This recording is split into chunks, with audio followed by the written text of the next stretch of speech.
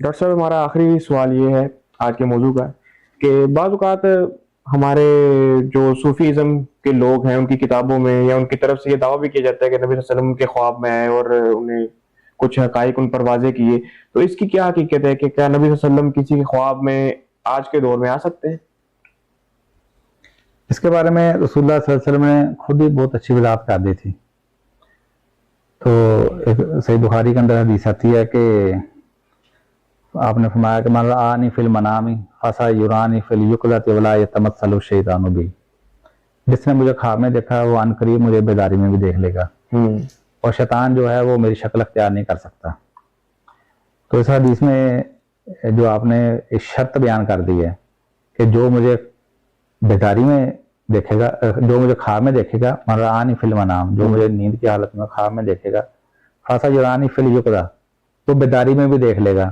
جیسے پتہ چلتا ہے کہ صحابہ کرام کے لیے یہ بات تھی۔ صحابہ کرام ابھی جب کبھی خواب میں آپ کو دیکھتے تھے دن میں بیداری میں بھی دیکھ لیتے تھے، اور ساتھ میں ولا یتمثل الشیطان بی، کہ شیطان میں صورت اختیار نہیں کر سکتا، یعنی یہ نہیں کہ رات کو اللہ کے نبی علیہ السلام کی شکل اختیار کر کے وہ کسی صحابی کو دھوکہ دے دے، ایسی بات نہیں۔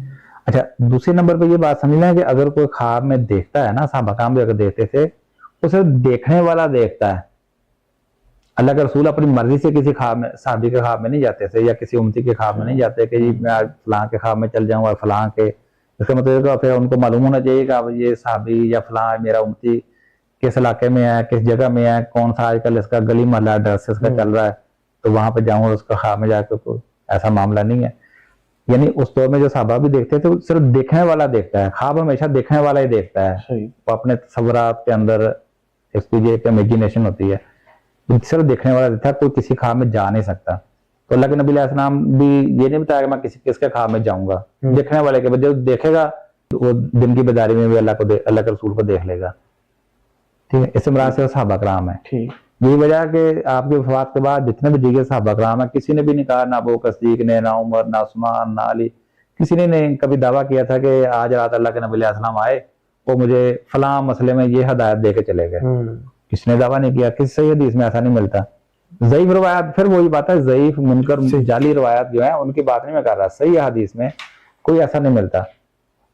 پھر اگر اس سے مراد یہ سمجھ لیا جائے کہ اللہ کے نبی علیہ السلام خواب میں جاتے ہیں، اس کا مطلب نبی علیہ السلام وفات کے بعد ان کو پھر دنیا کے حالات کی خبر ہے، امتیوں کی بھی خبر ہے، اور ان کے ایڈریسوں کو بھی پتہ ہے، ہر چیز کا پتہ ہے۔ لیکن یہ بات قرآن جو صحیح حدیث ہیں ان کے قرآن کی آیات اور صحیح حدیث کے خلاف ہے۔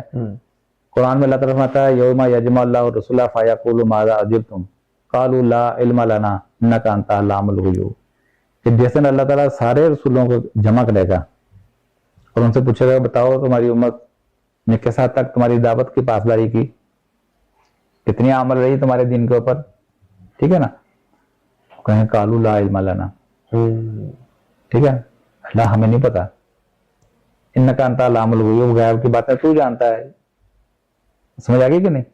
یعنی تمام انبیاء یہ بات کہیں گے کہ مجھے نہیں پتا۔ اگر اس کو پتا ہوتا وہ بتا سکتے تھے کہ یا اللہ میری امت تو بگڑ گئی تھی، یہ ہو گیا تھا، وہ ہو گیا تھا، نہیں، وہ کہتے یا اللہ مجھے نہیں، ہمیں نہیں پتا، یہ بات اللہ کے رسول کہہ دیں گے۔ اچھا، یہ بات آپ دیکھیں کہ اللہ کے نبی علیہ السلام فرماتے ہیں کہ جب قیامت میں حوض کوثر کے اوپر میں پانی پلاؤں گا تو کچھ لوگ آئیں گے، اچانک ان کو بائیں طرف یعنی جہنم کی طرف لے جایا جائے گا، میں ان کو ان کے نشانات سے پہچانوں گا اور میں کہوں گا یا اللہ ان کو چھوڑو، یہ تو میرے امتی ہیں، یہ تو میرے امتی ہیں، میرے ساتھی ہیں، ان کو چھوڑو۔ تو اللہ تعالیٰ کی طرف سے جواب دیا جائے گا انک لا تدری ما حدث بعدک، تجھے نہیں معلوم تیرے بعد انہوں نے دین کے اندر کیا کیا نئے گل کھلائے تھے، کیا کیا دین کے اندر نئی چیزیں پیدا کی تھیں، کیا بدعتیں گڑھتے رہے۔ تو اللہ کے نبی علیہ السلام فرماتے ہیں کہ میں اس وقت عبد صالح یعنی عیسیٰ ابن مریم کی طرح، اپنے بھائی عیسیٰ ابن مریم کی طرح کہوں گا کہ اللہ جب تک میں ان کے درمیان میں رہا میں اس وقت تک ان کا نگران تھا، فلما توفیتنی کنت انت الرقیب علیہم، جب تو نے مجھے وفات دے دی اس کے بعد کوئی ان کے اوپر نگران باقی ہے۔ صحیح، ٹھیک ہے نا۔ قرآن میں اللہ تعالیٰ نے عیسیٰ علیہ السلام کا ذکر کیا، جب اللہ تعالیٰ ان سے پوچھے گا کہ کیا تو نے کہا تھا مجھ کو میری ماں کو الہ بنا لینا، وہ کہیں گے یا اللہ جب تک ان کے درمیان تھا اس وقت تک کا مجھے پتا ہے، اس کے جب تو نے مجھے وفات دے دی اس کے بعد تو نگران باقی ہے۔ لیکن نبی علیہ السلام میں بھی انہیں کی طرح جواب دوں گا. اچھا.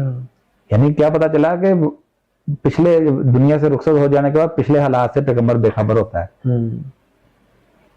اس طرح قرآن میں اللہ نے عزیر علیہ السلام کا جو واقعہ بیان کیا ہے, 100 سال تک ان کو مردہ رکھا, 100 سال تک بعد جب ان کو زندہ کر کے اٹھایا, ان کو پوچھا بتاؤ کتنا عرصہ اس حالت میں رہے ہو, ان کا دن کا کچھ حصہ. اللہ پتہ نہیں 100 سال. اگر پیغمبر کو پچھلی خبر ہوتی تو لوگوں کے خوابوں میں جاتا ہوتا, یا اس کے اوپر امت کے اعمال پیش ہو رہے ہوتے, بتا سکتے تھے کہ اللہ 100 سال سیدھا صاحب ہے. ٹھیک ہے نا, نہیں کوئی نہیں پتا. صحیح. ٹھیک ہے نا.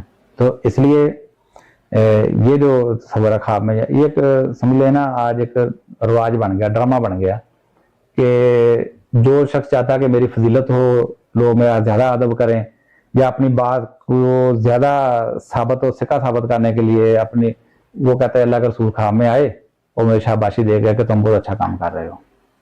کوئی نئی تحریک اٹھتی ہے, اس کا بانی کہتا ہے اللہ کے رسول آئے, ان کا تم نے یہ کام بہت اچھا کیا. کوئی کتاب لکھتا ہے, کہتا ہے یہ کتاب جب میں نے لکھی اللہ کے رسول خواب میں آئے, انہوں نے کہا تم نے یہ بہت اچھی کتاب لکھی ہے. یعنی اس چیز کی مشہوری کے لیے, اس کی فضیلت کے لیے ہر فرقہ جو اللہ کے رسول کا اس کا بانی یا اس کا کوئی لیڈر جو اللہ کے رسول خواب میں لے آتا ہے, اس کو بتاتا ہے. یعنی اس سے تو یہ ثابت کرنا چاہتے ہیں کہ یہ سارا فساد اللہ کے رسول نے مچایا ہوا ہے معاذ اللہ. یعنی وہ ہر ایک کو شاباشی دے جاتے ہیں کہ تم بالکل صحیح کام کر رہے ہو, تمہارا فرقہ بھی صحیح ہے, تمہاری کتاب بھی ٹھیک ہے, تمہارا مشن بھی ٹھیک ہے, سب کو شاباشی دے جاتے ہیں. قرآن کہتے ہیں فرقے نہ بناؤ, اور یہ فرقے بنا کے بیٹھے ہیں, اللہ رسول آ کے اس کو شاباشی دے رہے ہیں. تو یہ بات جو ہے قرآن کے بھی خلاف ہے, صحیح حدیث کے بھی خلاف ہے. صحابہ کرام کے لیے صرف تھا یہ, اور وہ بھی جب تک اللہ کے رسول زندہ تھے. وفات کے بعد کسی صحابی نے بھی یہ دعویٰ نہیں کیا, کسی صحیح حدیث سے ثابت نہیں ہے. ٹھیک ہے. اور دوسری بات یہ کہ جو دیکھتا بھی تھا تو وہ خود دیکھتا تھا, اللہ کے رسول کسی خواب میں نہ جا سکتے تھے, نہ آج آپ کوئی بھی نہیں جا سکتا. اگر جا سکتے ہیں اس کا مطلب ان کو علم بھی ہے, شعور بھی ہے, ان کو اعمال بھی پیش ہو رہے ہیں, ان کو ہر چیز ہر ایک کا پتہ ہے. جبکہ قرآن بتاتا ہے کہ وہ قیامت کے انصاف انکار کر دیں گے, یا اللہ ہمیں نہیں پتا, ان کی پکاروں سے بے خبر ہوں گے, وہ ان کو شعور نہیں ہے. ٹھیک ہے نا. وہ کہہ دیں گے یا اللہ تو ہی عالم الغیب ہے, جب تک ان کے درمیان میں رہے اسی وقت تک ہمیں پتا, بعد میں تو ہی عالم الغیب ہے, تو ہی ان کا پر نگران باقی ہے. صحیح. قرآن ہمیں کچھ اور بتا رہا ہے, حدیث ہمیں کچھ اور بتا رہی ہیں, اور یہ ہمارے جو لوگ ہیں یہ ہمیں کس راستے پہ چلا رہے ہیں. ٹھیک ہے نا. تو قرآن جو ان سارے اختلافات کا فیصلہ کر دیتا ہے. قرآن جو ہے میزان ہے, قرآن حکم ہے. ٹھیک ہے نا. یہ فرقان ہے, مہیمن ہے. یہ اللہ نے کتاب نازل ہی اس لیے کی کہ تمام اختلافات کا فیصلہ کر دے جو لوگوں نے پیدا کیے آپس کے اندر. تو قرآن ان چیزوں کو کلیئر کر دیتا ہے. تو ہمیں کوشش یہ کرنی چاہیے کہ ان چیزوں کو جو ہے وہ قرآن کو اوپر پیش کریں, صحیح حدیث کو اوپر پیش کریں, آپ کو پتہ چلے گا ایک ہی مضمون ملے گا. ٹھیک ہے نا.